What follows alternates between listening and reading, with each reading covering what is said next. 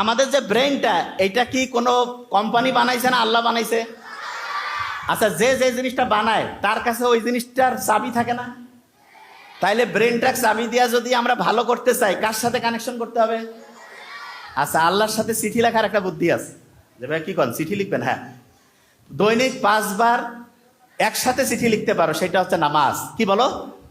নামাজ। এই নামাজ যদি আমরা পড়ি, তাইলে আল্লাহর সাথে চিঠি লিখলে আল্লাহ কি খুশি হবে না বেজার হবে?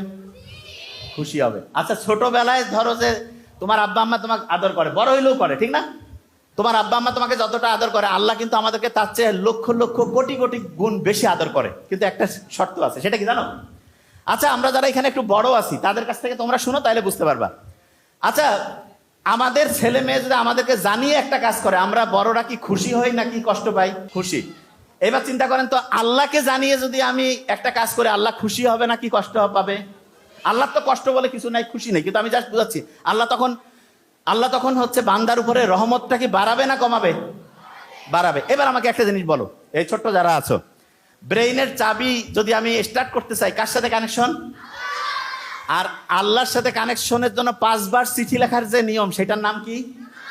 নামাজ। তাহলে প্রত্যেক দিন যদি 5 বার আল্লাহর সাথে কানেক্টেড হয়ে নামাজ পড়ো, তাহলে দৈনিক 5 বার চিঠি লেখা হইলো না?